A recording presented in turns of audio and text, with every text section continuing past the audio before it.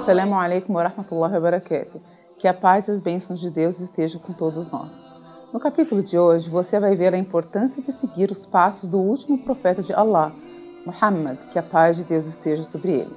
Ele nos trouxe, em todos os assuntos de sua vida, o melhor exemplo a ser seguido. Este grande profeta e mensageiro, de nobre caráter, foi também um grande pai e líder de sua família. Que Allah nos faça aprender e semear esses ensinamentos entre a nossa sociedade e dentro da nossa família. Então, vamos agora ver o que o nosso irmão Diego Regis Daoud tem a nos mostrar?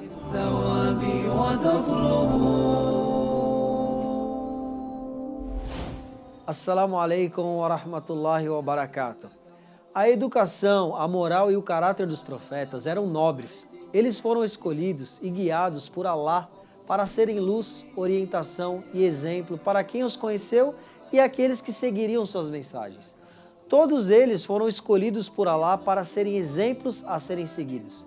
Emanavam o que sabiam, eram conhecidos por sua inteligência, eram sinceros no que diziam, sabiam das consequências de suas falas, renunciaram a seus interesses próprios, eram excelentes governantes e políticos, alcançavam seus objetivos de maneira que outros não alcançavam.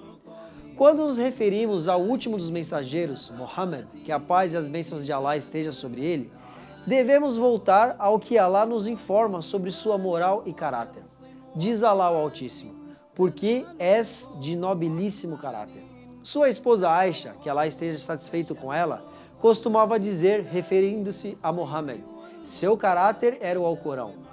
O mensageiro de Allah foi enviado como o último mensageiro e misericórdia para toda a humanidade. Sua mensagem foi o selo das profecias.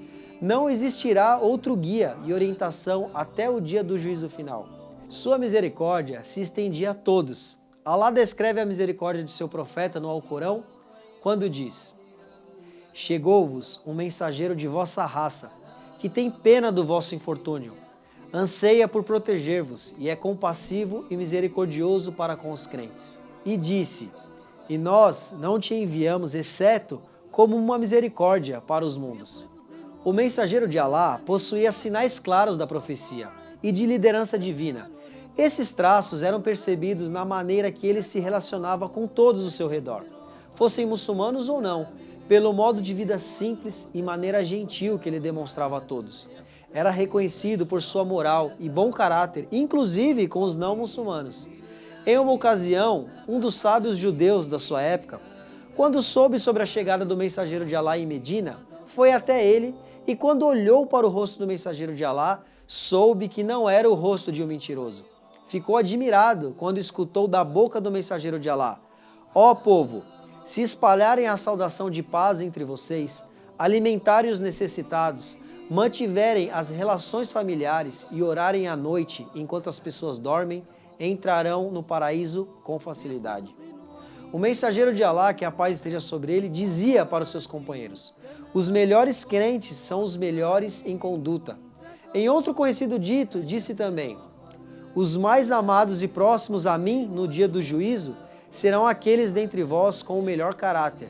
Os mais detestáveis e distantes de mim no dia do juízo serão aqueles dentre vós que são faladores, humilham as pessoas e se vangloriam. Era conhecido por não se sentar em cadeiras de honra nas reuniões e buscava um lugar vago disponível. Em uma ocasião, uma pessoa recém-chegada em Medina queria saber quem era Muhammad. O mensageiro de Allah, que a paz esteja sobre ele, estava sentado no meio de seus companheiros. Então este homem perguntou: qual de vocês é o profeta? Ele não deixava ninguém se levantar diante dele e tratava todos com muito respeito.